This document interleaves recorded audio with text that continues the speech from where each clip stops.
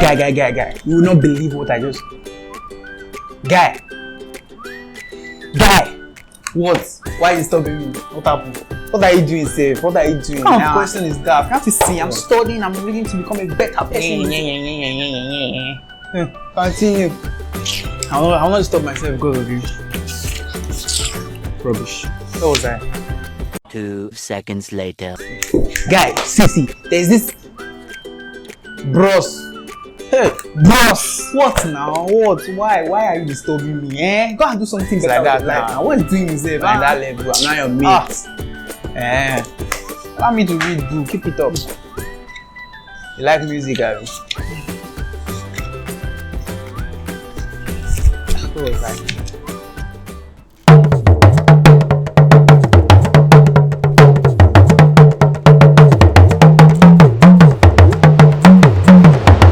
What's up fam, it's Creative Sav here and welcome back to my YouTube channel. I know the video you just watched now was very weird.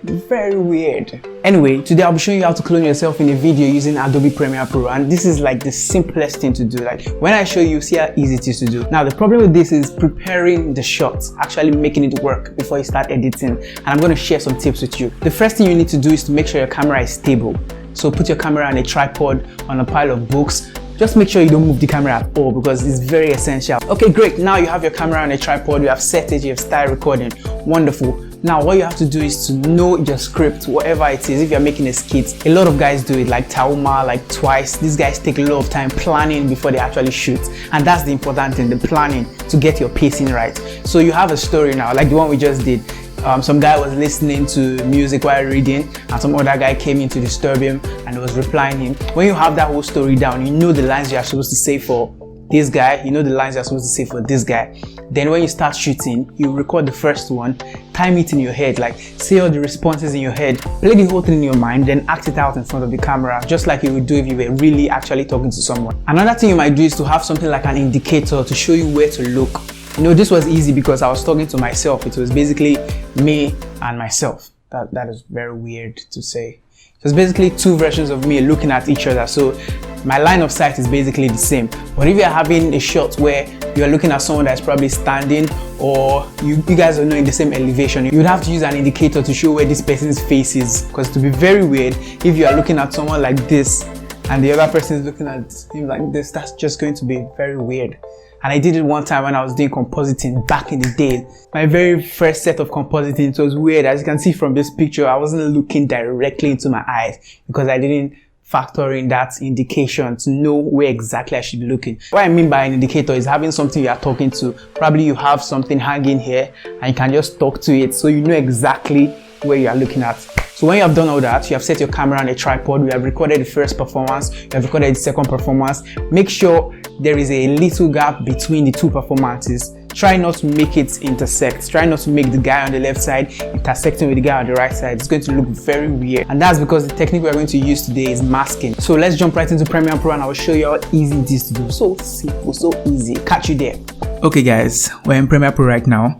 And if this looks strange to you, then you need to go watch my previous videos because I've covered the basics of Premiere Pro in past videos. Okay, we have two clips here of the two performances, this performance and this performance. We want to make it into one video. As you can see, the background isn't changing at all as we go from video to video. The background is staying perfectly still. You can see the guitar in the background, everything is just staying in one place. That's why you have to keep your camera stable. So it's very easy to do. First thing you need to do, let's drag this second clip up, the audio and the video, so it's not in the same line, it's not in the same track. Then slide it over. Yeah. Now they are on top of each other, layered, the two clips. You can see the first one, but you can't see the second one because this one is obviously blocking it. Yeah, so what you need to do is just mask out this guy. That's all. Like that's everything you need to do. Just that. You can do it in like a minute. So how you do that is go to your effect control, under opacity. You should see a pen here. You can use the ellipse, you can use the square, but this pen makes it a lot flexible. So just click on the pen tool and watch the magic happen. Make your point and draw around the character you want to mask out.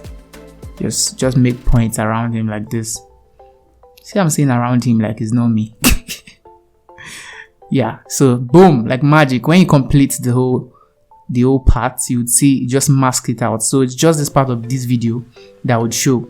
Now let me just drag the mask so it doesn't cut into the shot. Just select all these edges and drag it out. Yeah, cool. So now that we have it looking like this, well, you can go to your effect control. You can see mask feather. What this means is basically how would I put it, how edgy your mask is. If your mask feather is at 0, then the cut here is going to be very sharp, and if your wall is not perfectly smooth, or if the light changed in the 2 clips, it's going to be noticeable. So make your mask feather to be something like 10 or 20, or let's use 16, so you know that it's just blending. If you increase it, you can see it's changing. If we increase it very high, this is basically the border around the mask. So let's keep it at 16 and let's play it back. Yeah, that works. You see, this is basically all. Well, yeah, the most important thing now is to get the timing, the pacing. So the time this character is making his own speech, his own action, this guy should be responding exactly to it, like in real time. As you can see, this doesn't make any sense, because if you watch the video, you notice that this guy entered in while he was reading, so he shouldn't even be here at this point. Yeah, he should be coming in. So you're just shifting the clips, as simple as that. So let's shift this clip on top. You know, this is the point that should be in the beginning, this point. So let's just cut it and move it to the beginning. Yeah, so in the beginning it wasn't there, then it came in and started talking. Perfect. The key is just matching the clips, moving the clips, the top and the bottom clips, so they match perfectly and their pacing is just impeccable. So I think that's basically it. Yeah, one more thing.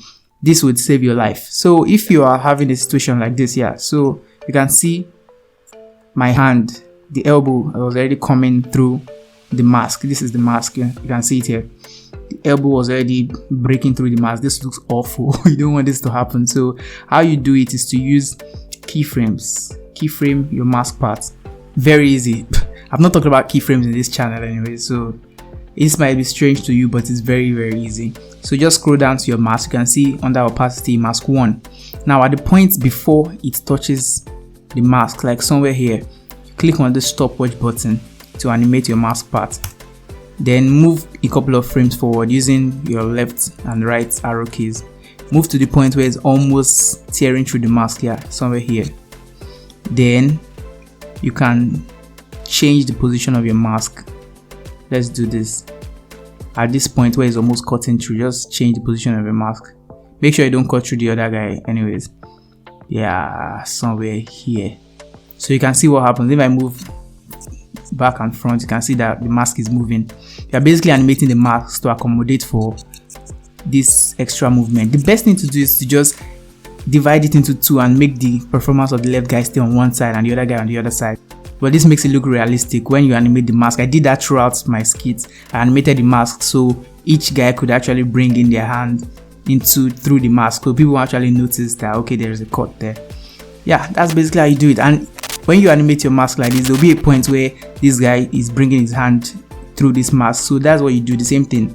Make your keyframe here. You can make your keyframe by hitting this add and remove keyframe. If you hit this, then you can move a couple of frames forward, just like 2-3 frames, then change your mask. It will just animate it. It's like magic. Yeah, can't you see? It's just like magic. Anyways, that's all. That's basically all. So just try this out on your own in Premiere Pro and see how it works for you. Okay guys, I hope you enjoyed this tutorial. As you can see, this thing is very easy to do. If you could just plan your shots very well, you could get some really dope shots. And now, you're welcome. Here you go. You could make your own Taaooma and Twyse video. Enjoy yourself. Make your skits. Become popular on TikTok. So if you have any question concerning this tutorial or concerning any other tutorial I've ever done, please drop it in the comments. Any question at all. Don't ask me any question like what's the point of life or what's the point of the universe. That's beyond my level. No more questions. Thank you. Anyways, thanks for watching. I hope you learned something from this video. It was really nice, hanging out with you, just chilling. I'll catch you in the next video. Peace.